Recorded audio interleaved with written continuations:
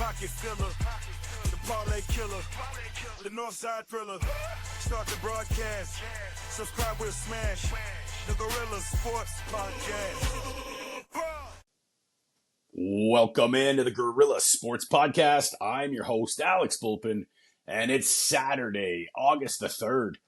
All right, guys, we got to recap a monster day from yesterday. We had 10 plays, and it looks like we had about 5 winners. So we kind of broke even. I actually ended up winning a couple of bucks, but for the podcast, we only went 5 up and 5 down. Let's get into what we have from yesterday. So Kansas City, we called this one pretty good. We had Kansas City in the first 5 innings, and we took them plus half a run. And then we also took them over 1.5 runs in the first 5 innings, and then a race to 2 runs. So unfortunately, Detroit got out to a 2-0 lead, but that's all they got. Kansas City ended up owning them after that. So we won the first 5.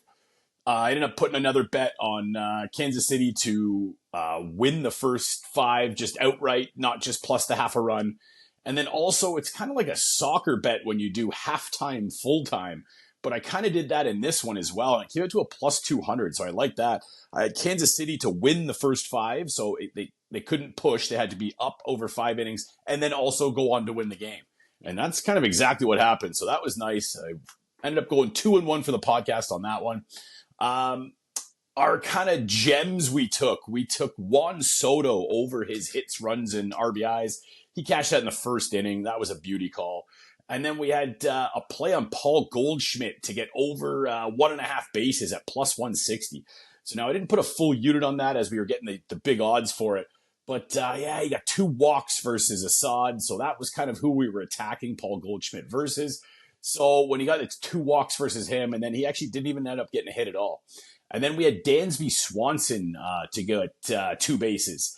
And he singled his first time at bat, but that's all he got. So we got just the 1 hit. So he didn't come through for us there.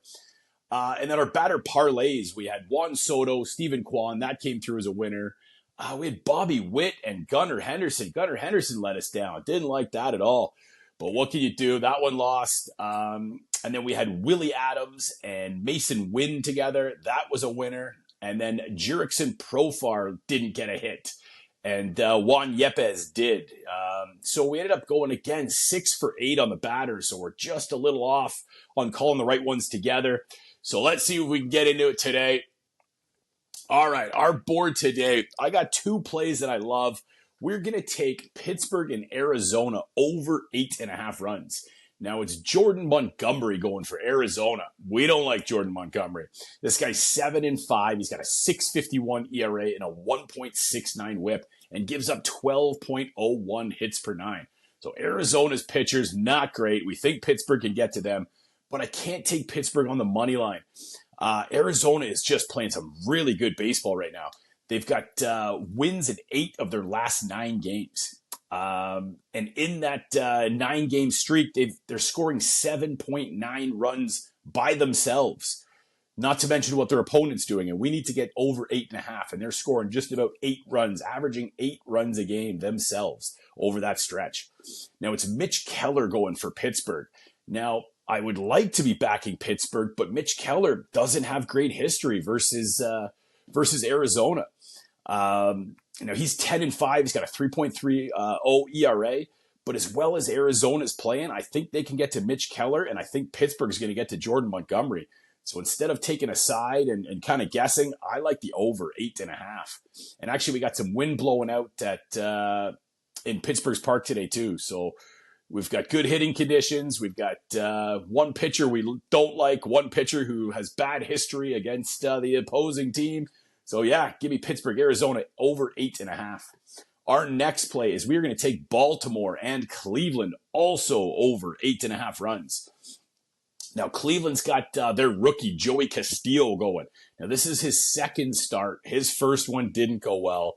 He's got an 8.10 ERA. He gave up 2 home runs in 3 innings. So not great. So I really think Baltimore's offense should be able to get to him. And on the other side, it's Zach Eflin. And Cleveland hit Zach Eflin really well as well. And now Cleveland is 8-2 over their last 10 games. They've got wins at 5 in a row. They're averaging 7 runs over their last 5-game winning streak by themselves. So with Baltimore going versus this rookie, I think Baltimore can score a ton of runs. I think Cleveland could get to Zach Eflin. I think this is a good look. Give me Baltimore, Cleveland over 8.5 runs.